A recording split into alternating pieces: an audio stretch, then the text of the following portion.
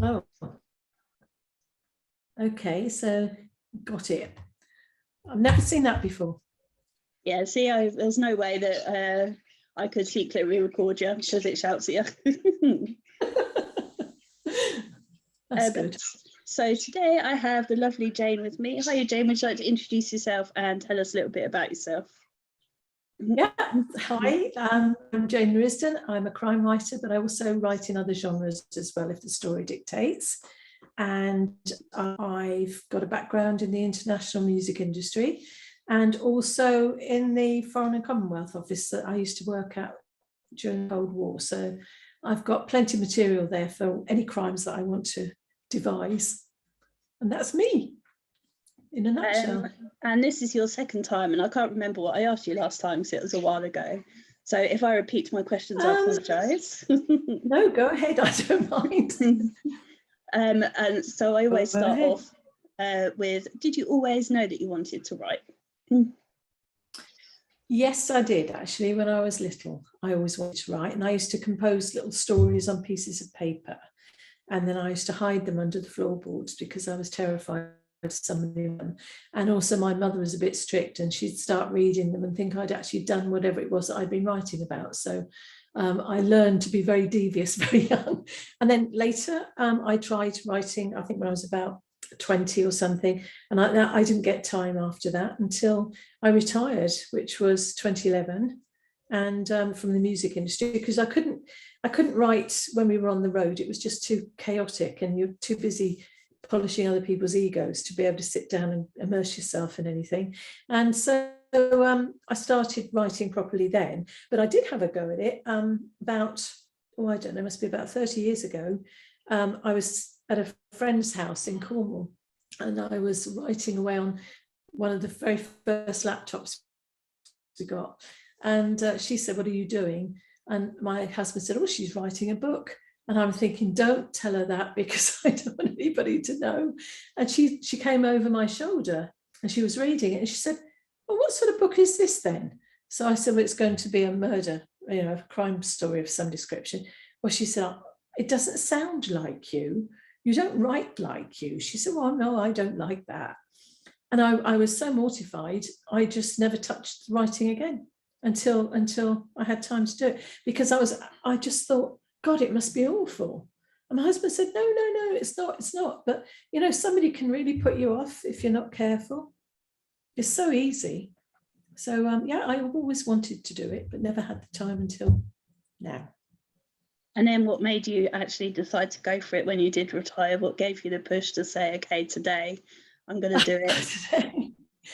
Boredom, actually, because my husband was away for a long time.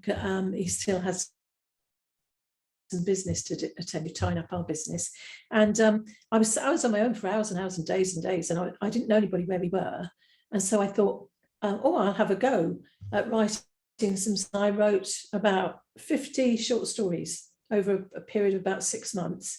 And then when we eventually started unpacking and deciding what we were going to keep and what we weren't going to keep when we moved, I started coming across all of his fan club letters, letters from fans and posters and tour schedules and all sorts of things like that. And I used to sit down and read them, and I think, oh, there's 3 piles, I'm going to keep that, throw that, think about that pile afterwards. And so I had all these piles of stuff around, and it's very difficult to part with.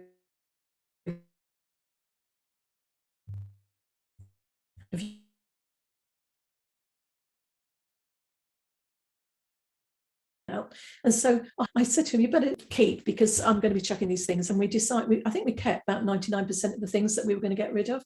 And while I was looking, I was making notes, because I said, "Oh, I've forgotten that we've done this, and I've forgotten that we've done that, and when was this and when was that." So I made notes, and then off he went again, and I was on my own again. And so I decided to write a story, but it was going to be a crime story. But it ended up more like it was set in the 1960s music scene, late 1960s music scene, because that's what I know, and the modern music scene. And it ended up like well, I thought I was going to bump somebody off in it, but it never happened. It just got more and more sort of interesting to me anyway. And my husband's former fan club secretary, Christina Jones, who's a very well-known writer, had always, she was his former fan club secretary. She wanted to write with me. She'd always said that. And yet she writes romance and I wanted to write crime. And we never thought anything would ever come together what we could write about. And then when I'd started this book, which was called Only One Woman, this one there, she said, well, let's read it. And I said, oh, I don't know where it's going. I can't find anyone to bump off. And, you know, it's getting a bit sort of romantic in places and I don't do romance. So she said, well, I do. So she took it and she wrote another character into it. So it's now a love triangle.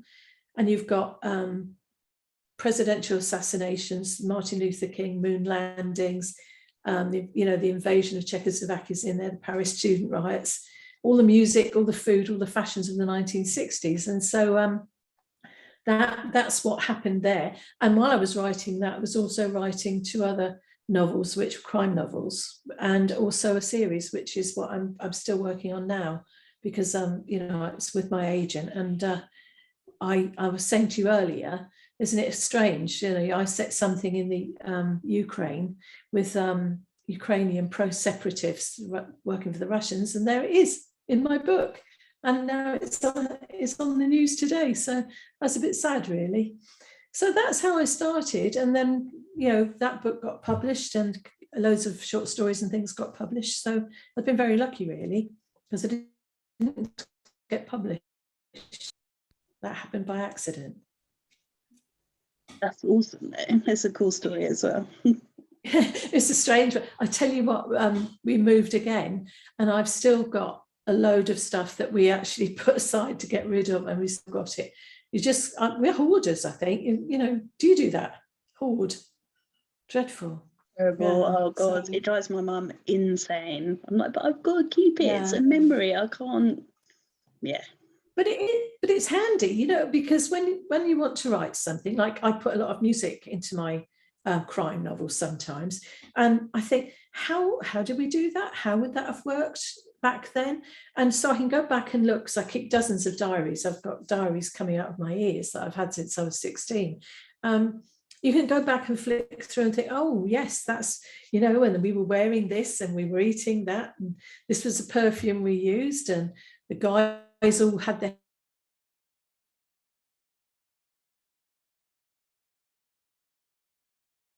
this and they wore their trousers like that. So it's very handy, actually, to refer back to. Wonderful. If you were to take any of your characters out for a meal, who would you choose and what would you ask them? Let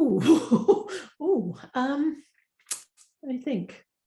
Out of any book, any story. Yeah. Oh God, that is a very, very difficult one. I'm just thinking. It probably would be the story. The books that I'm writing now. The main character is called Lavinia Birdsong, and she's a former MI5 intelligence officer. And she came up from university and worked her way all through the desks. They're called desks in the MI5. So she was a counter-terrorism officer. She was a Northern Ireland agent runner. She's done all those things, and she's a martial arts expert. But she likes rock music, and she likes nice wines. And I think actually I'd quite like, so she could buy all the food and all the drink, and we could just, she's got a Mercedes, a really nice Mercedes, and I think, we could go for a spin and then go to a really nice restaurant and enjoy the menu, and perhaps she'll pay if she's being nice. Yeah, so it sounds like she can afford to. Yeah, I think I'd ask her, why did she decide to join MI5? Because she speaks 5 languages and she does, she's good with a gun and all sorts of things. But she learned all that afterwards. So I don't know what I'd ask her, really. I suppose it would be, why did she join? But she's one of these women who likes to get on in life, and before she was sort of forced out of MI5. It's all what the story is, her trying to get back in again. She was aiming to be the third female director general, because there've been two, and I think that's basically what she wanted to do. Well, I know she is what she wanted to do. And I suppose I'd ask her, why would you want to be the DG? Because, if you've been an agent runner and you've been out in the field and you're tracking down ISIS and you're tracking down organised crime gangs, which she does in the books. It's the Russian mafia, and he's pro-Ukrainian, pro-Russian Ukrainian separatists. I'll get it right in a minute. If you wanted to do that, why would you want to go and be a DG with Director General and just sit in an office all day long? So that would be interesting, I must think I might put that in the books, actually. It's a good question. Thank you. What did you want to be? Yeah. Yeah, but she's fun because when, if she gets in, she can actually handle herself, which I couldn't. I can't even run away. So yeah, she'd be cool. And if you were to be picked up and transported as a character into any of your books, which book would you choose? Oh ye gods. Well, I certainly wouldn't want to be in the middle of a Russian mafia sting or whatever. What would I like to do? Let me think. Oh yes, I know what I'd like to be. I wrote two pieces of flash fiction a long time ago. And the first piece was set in modern day, but it's about finding the body of somebody in a trunk in an old building. And it's the story of how this person got to be in the trunk, and it flashes back. And it's a complete story. And it was, I think it was something like 1,000 words long or whatever, I can't remember now. People liked it so much, they asked me to write another part to it. So I wrote the story from the perspective of the person that was in the trunk, up until the point they went into the trunk, couldn't get out. And then I wrote the story from the perspective of the guy she was supposed to marry, but was actually forced to marry an older man. It's back in the 17th, 18th century. So, and it has pirates in it and buccaneers in it, and it has romance in it, but it's a swashbuckler. And it's all set in Galveston Island, which is off of Texas. It's where all the pirates lived. And so I would actually like to be the pirate in it, because I love pirates. So yeah, I would actually like to be, I can't remember his name now, but the story is called, the first part of the story is called The Secret of Willow Cottage and the Tale of the Runaway, the Tale of the Reluctant Bride. And the second part is called The Secret of Willow Cottage, the Tale of the Jilted Lover. Because they thought, she was forced to marry someone for money and to keep the family ticking over.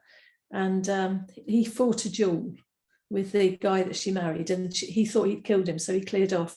And she went running and hiding, and she hid herself in her wedding dress in this trunk, and the lid came down, they could never find her. And so that's where she was. So it's all about this trunk being found. But yes, I quite, because they're on high seas, swashbuckling with Jean, what's his name? Jean something Lafitte, the pirate. I can't remember now. Jean-Philippe Lafitte, I think.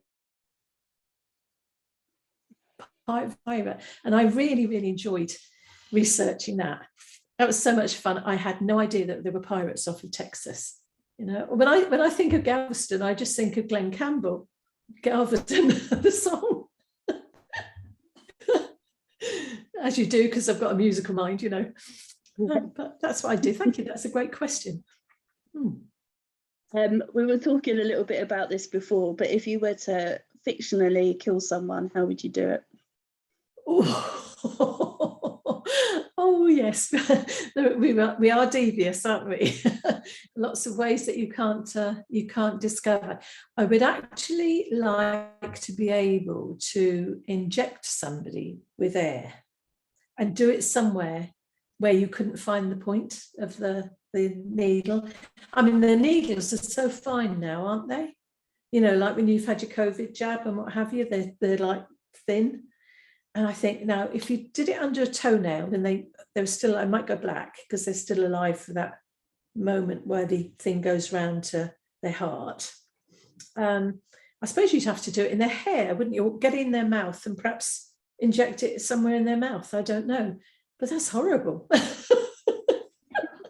But I have bumped a few people off with some funny things. We were talking about that. I've bumped them off with antifreeze and let's say, a gym piece of gym equipment that accidentally fell, and somebody who fell under a train.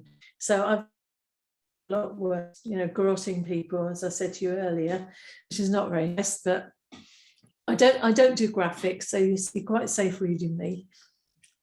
There's not much blood. Someone else cleans it up. Yeah. Bless them. Bless them, yeah, thank God for them. Yeah, well, they get paid a lot for doing it, I think, don't they? They do. So, I've seen programs on it, actually. It's quite, oof, you know, yeah. Yeah. No, I'll let someone else do that. Definitely. And if you were fictionally killed, who would you want to solve your murder? Oh, gosh. That is a cool one, isn't it? Who would I want to do it? Do you know, I love so many. You mean a fictional character, don't you?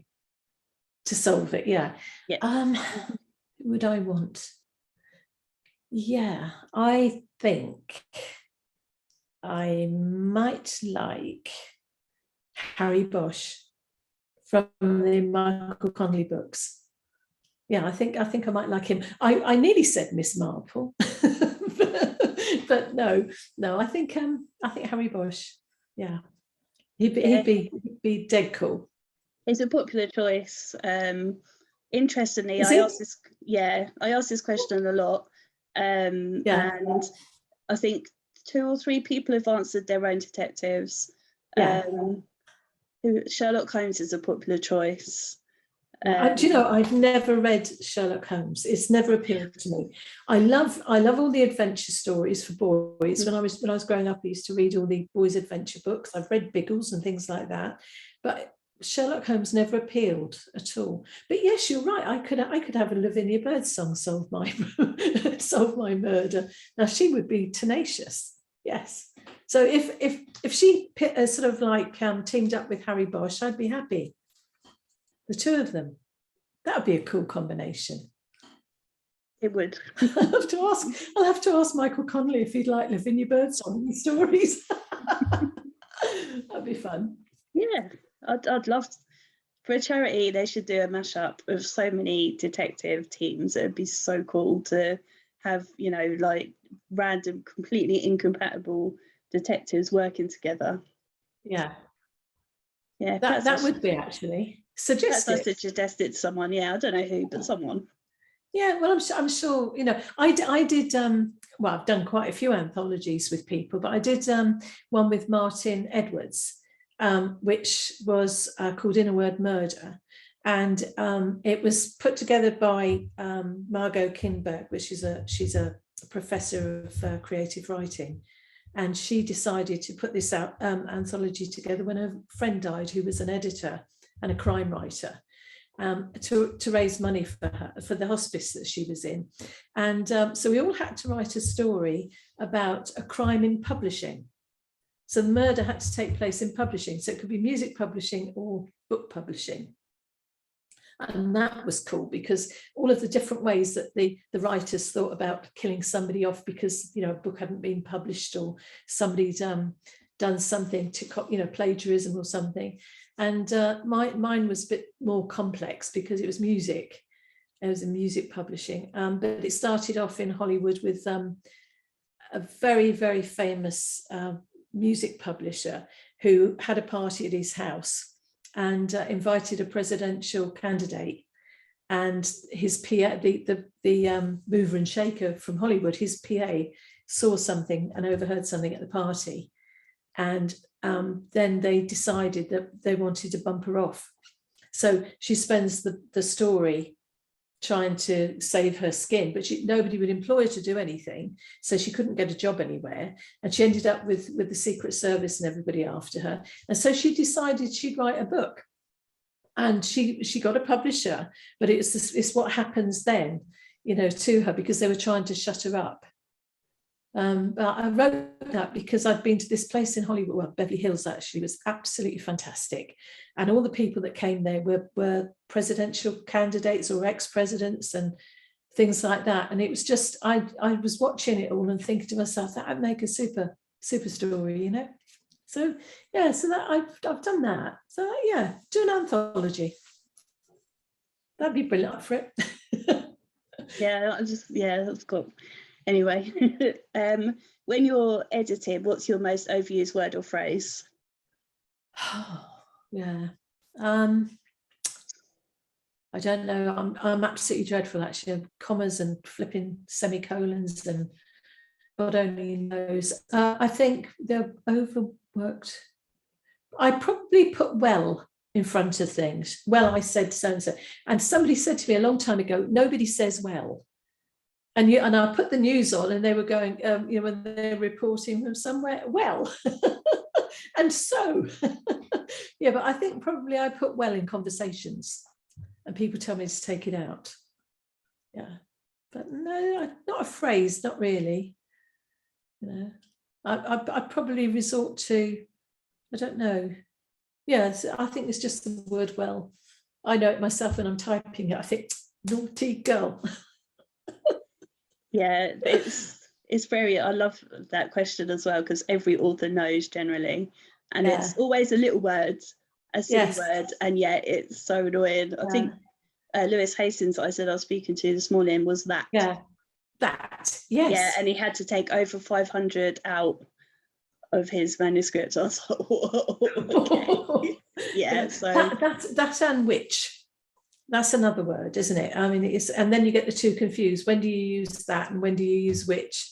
And I have to sit and think every single time, which one is it? Yeah. Do you find that when you were doing anything, you go, I don't think I've got to that stage yet, but I do notice that I write, what is it? Really? I think I use really too much. Yeah. Everything's really something and really something. And I'm, for God's sake, so... Yeah, and very, people use very, and you're not supposed to use very, because nobody ever says in real conversation, I'm very cold. They never say that. They just say I'm cold. They never use the word very, which I think is a load of rubbish, but there we are. Yeah, I know exactly, but yeah, these are the rules we must abide by. They did, when I was younger, doing English at school and things, you never had rules like that.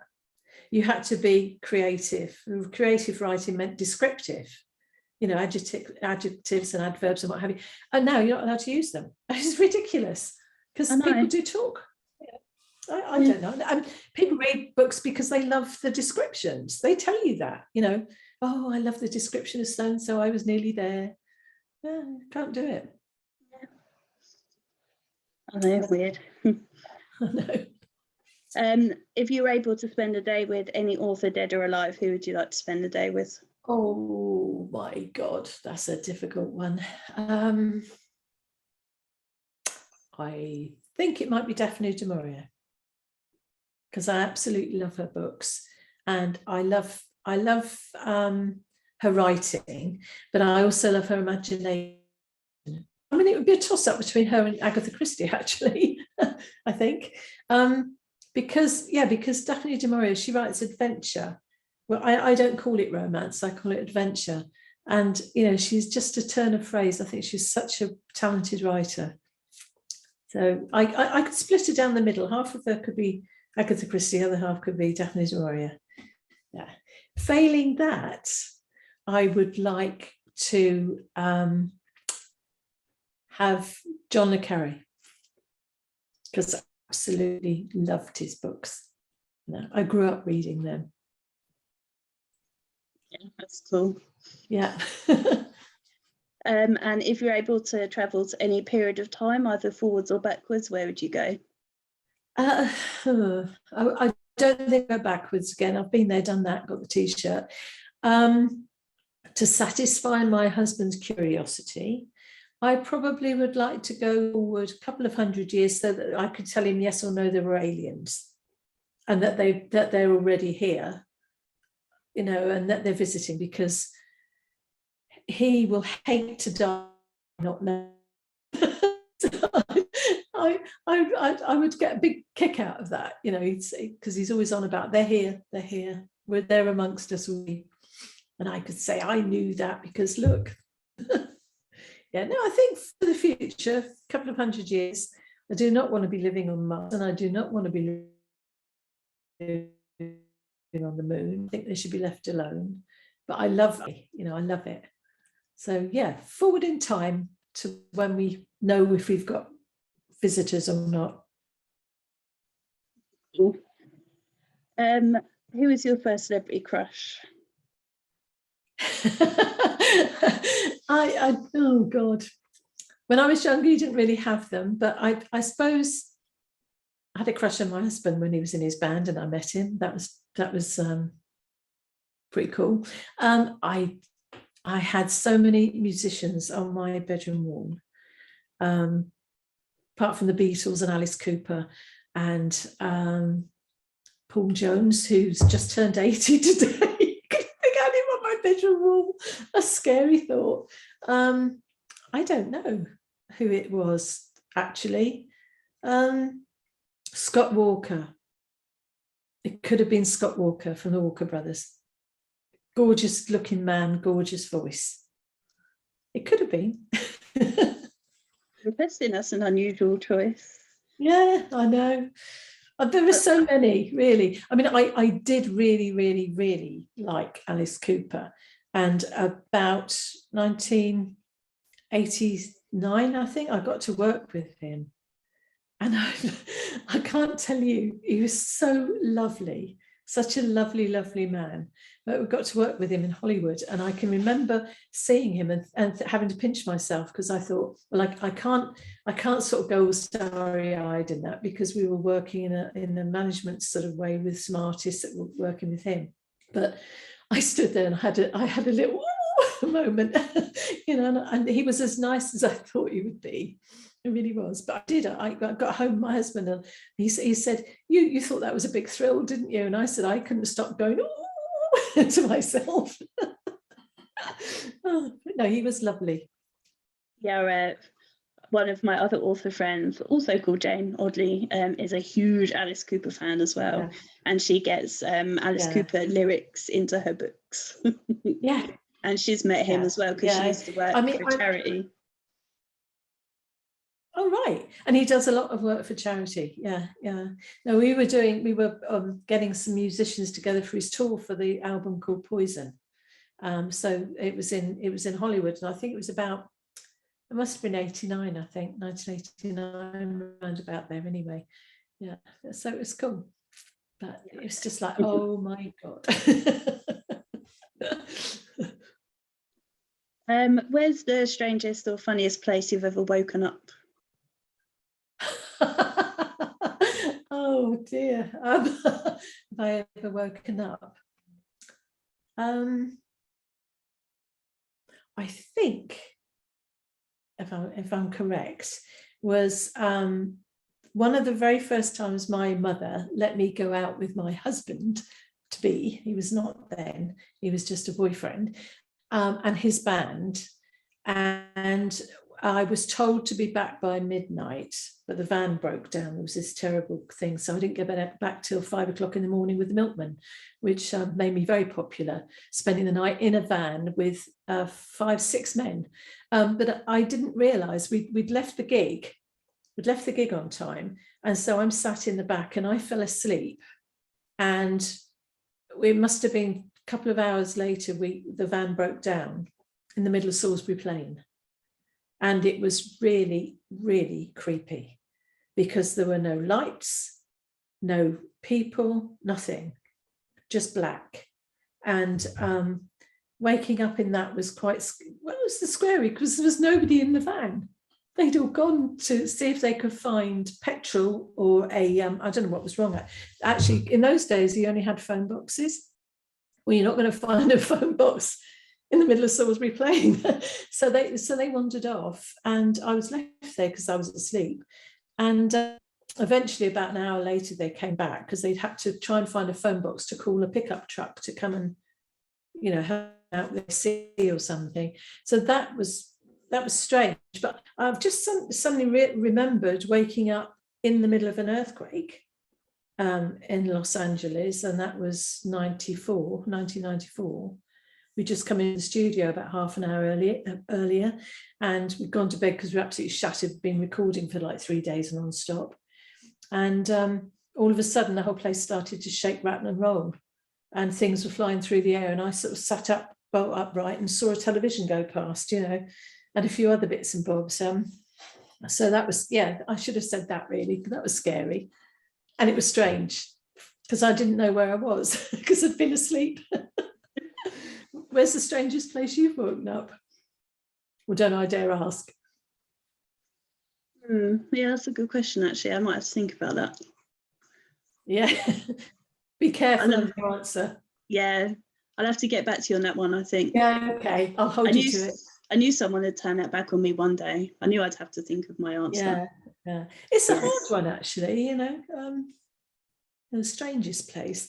I think it's the strangest things around you that makes it strange. It's not that the place, I think when it's every day, it's even more peculiar if you wake up in a strange circumstance, like you've been in a dream or something, and then everything looks alien for a few minutes. But no, I think it's either the earthquake or the Salisbury Plain, because that was my first experience of being left on my own, right in the middle of nowhere, not knowing where I was or who was there. And they all cleared off and left me, the rotten lot. Yeah, I know one of them could have stayed. Don't need 5 people to find a phone box, does it? Oh, I don't know. How many people does it take to change a light bulb? Yeah, true. And we are talking rock bands here. We're not talking Einstein. I think I was wedged between the drum kits and things, so I'll probably be safer to leave me where I was. So are you working on anything at the moment, and what's coming next for you? Oh, right.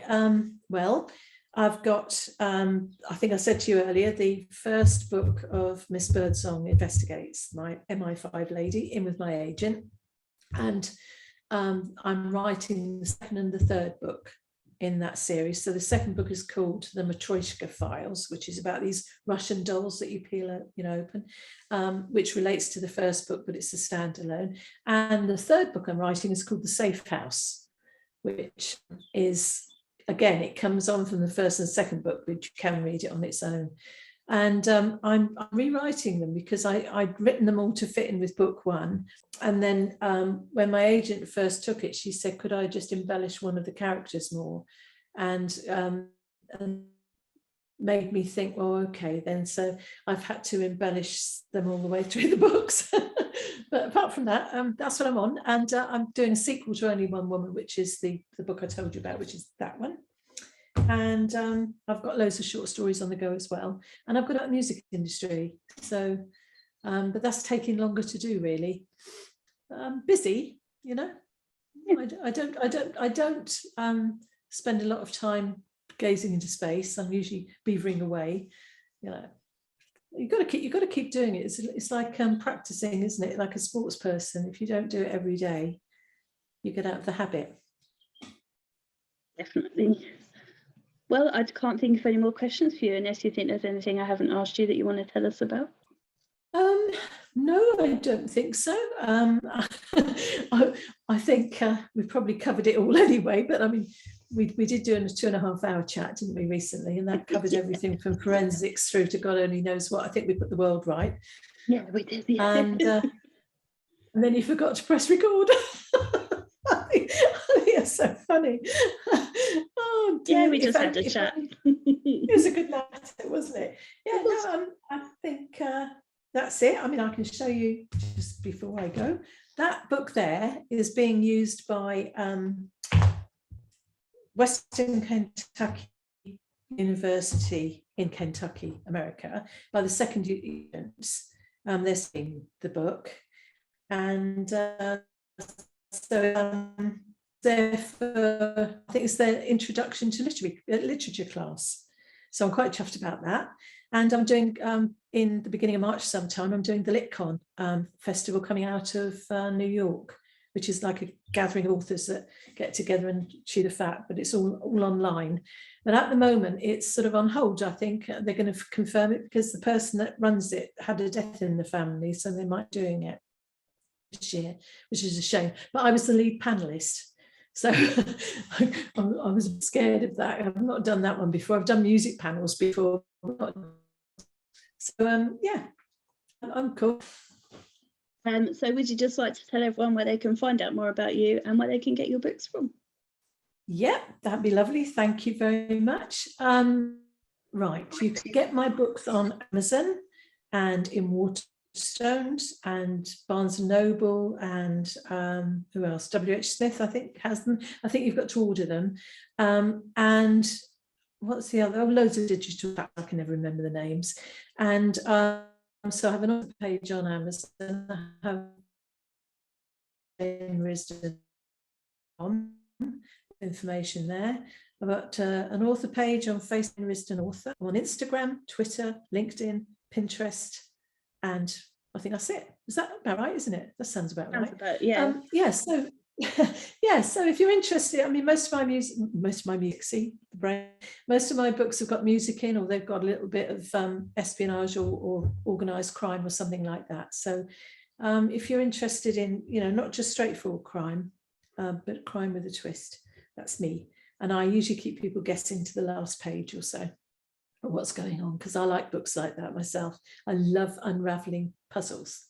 And so I try and write puzzles, which of course takes a long time because you disappear up your own exhaust pipe if you're not careful, and you can't, you know, you've got all these strands of knots and everything on, you're trying to keep it all up in the air, tie yourself up in knots. So yeah, that's me.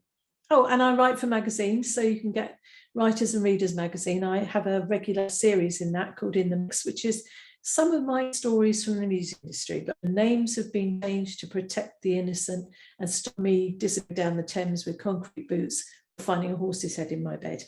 So I changed the names. Brilliant. Well, thank you very much. Oh, thank you so much. Thank you. And I hope you feel better now. Thank you. You know, yeah, and thank you very much for having me back, and for everybody listening. And if anybody wants to ask any questions, please do. And I'll answer them if you let me know. Right? That's brilliant. Thank you very much, Donna.